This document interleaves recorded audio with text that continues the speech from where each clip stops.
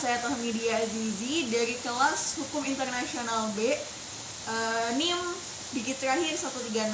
Di sini saya akan menjelaskan mengenai pasal 82, 83, dan 84 ayat 1 Konvensi Wina tahun 1969. Sebelumnya di sini disebutkan dalam pasal 82 yaitu mengenai pengesahan ratifikasi. Konvensi ini harus diratifikasi. Instrumen ratifikasi akan diserahkan pada Sekretaris Jenderal Perserikatan Bangsa-Bangsa. Nah, disebutkan apa sih sebenarnya ratifikasi itu? Sebelumnya ratifikasi kita bahas dulu, yaitu dalam Undang-Undang Nomor 24 Tahun 2000 tentang Perjanjian Internasional di Indonesia, yaitu salah satu bentuk pengesahan perbuatan hukum untuk mengikatkan diri pada suatu perjanjian internasional. Jadi dengan melakukan ratifikasi atau pengesahan, berarti suatu negara mengikatkan diri pada suatu perjanjian internasional.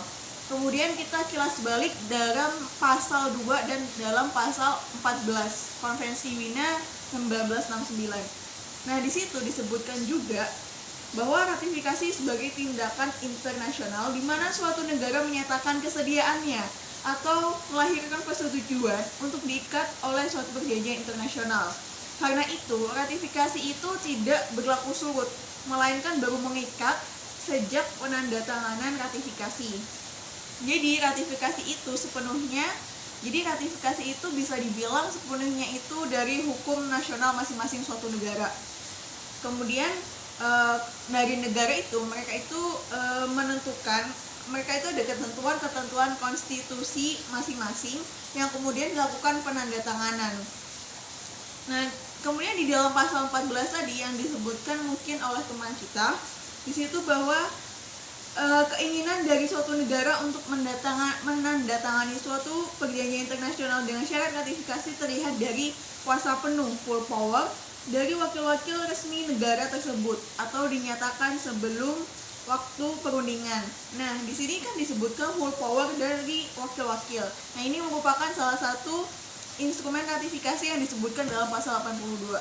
Selain itu, instrumen ratifikasi itu tidak hanya full power dari kuasa penuh, tetapi bisa juga terlihat dicontohkan yaitu instrumen ratifikasi yaitu bisa berupa masalah politik, perdamaian, pertahanan, dan keamanan negara. Kemudian ada juga mengenai perubahan wilayah atau penetapan batas wilayah negara.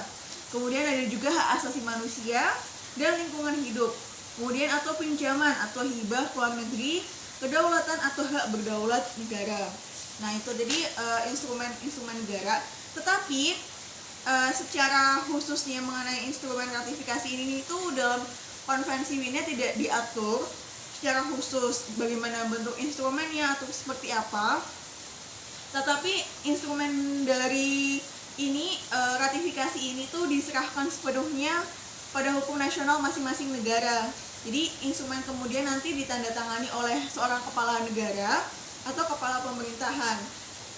Kemudian pada dasarnya penandatanganan suatu perjanjian internasional ini tidak memberikan kewajiban suatu negara. Jadi misalkan ratifikasi ini diibaratkan dalam perjanjian yaitu misal ini kelihatan nggak sih? Nah, ratifikasi ini bisa kan berupa penandatanganan. Nah, ini penandatanganan ini juga merupakan ratifikasi, tapi dia belum sepenuhnya ratifikasi yang disahkan. Kemudian dia bisa dianggap pengesahan sesuai pasal 82 itu ketika dia misal diibaratkan dia udah ada capnya kayak gini. Nah, berarti dia udah setelah melalui signature dia kemudian ada ratifikasi. Nah, ini yang bisa disebut pengesahan. Sebenarnya tidak semua negara-negara yang melakukan perjanjian internasional itu bisa dapat melakukan ratifikasi. Artinya semua negara yang melakukan perjanjian itu mereka ratifikasi, cuman tidak meratifikasi pada langkah selanjutnya. Jadi misalkan kayak gini, jadi suatu perjanjian internasional itu tidak ada memberikan kewajiban suatu negara untuk meratifikasi setelah mereka melakukan penandatanganan. Namun sebisa mungkin negara yang telah melakukan penandatanganan tersebut kemudian meratifikasinya sebagai pertanggungjawaban dari perbuatan yang sudah dilakukan, seperti itu. Nah, itu mengenai ratifikasi. Kemudian lanjut ke pasal 83 mengenai aksesi, yaitu konvensi ini akan tetap terbuka untuk aksesi oleh setiap negara termasuk salah satu kategori yang disebutkan dalam pasal 80. Kemudian saya akan lanjut ke dalam pasal 83, yaitu aksesi. Dalam konvensi Wina ini disebutkan akan tetap terbuka untuk aksesi oleh setiap negara, termasuk salah satu kategori yang disebutkan dalam pasal 81. Instrumen aksesi akan diserahkan pada Sekretaris Jenderal Perserikatan Bangsa-Bangsa. Seperti yang telah dijelaskan dalam pasal 2, 3, dan pasal 15 Konvensi Wina, aksesi adalah mengikat negara anggota yang terlebih dahulu mengikatkan diri kepada suatu perjanjian internasional. Kemudian baru ada negara yang ingin menjadi pihak dalam perjanjian. Negara yang ingin menjadi pihak setelah berlakunya suatu perjanjian tidak dapat masuk melalui prosedur ratifikasi, melainkan harus melalui prosedur aksesi. Jadi bisa dikatakan aksesi ini merupakan pengikutsertaan, karena dia bukan merupakan ratifikasi atau ratifikasi suatu negara yang masuk dalam suatu perjanjian internasional, tapi dia mengikut serta karena perjanjian internasional ini telah berlaku dan ada negara yang terlebih dahulu mengikatkan diri, kemudian dia ikut serta dalam perjanjian internasional seperti itu. Nah, ratifikasi ini tidak sama dengan aksesi, namun setara dengan tanda tangan untuk ratifikasi. Secara kedudukan, aksesi memiliki dampak yang sama dengan ratifikasi, di mana apabila suatu negara mengikatkan melalui aksesi setelah diiakan, kemudian dinyatakan terikat pada suatu perjanjian internasional, baik itu melalui aksesi ataupun ratifikasi, keduanya itu mempunyai hak dan kewajiban yang sama, yaitu sebagai negara peserta dalam suatu perjanjian internasional, dan seluruh ketentuan yang ada dalam perjanjian internasional tersebut, mulai dari substansi, ketentuan pasal hingga pengakhiran keterikatan pada suatu perjanjian internasional. Kemudian berdasarkan penjelasan pasal 2 atau 3 saya lupa, Konvensi Wina ini disebut aksesi itu merupakan suatu tindak unilateral dari suatu negara untuk mengikatkan daripada suatu perjanjian internasional.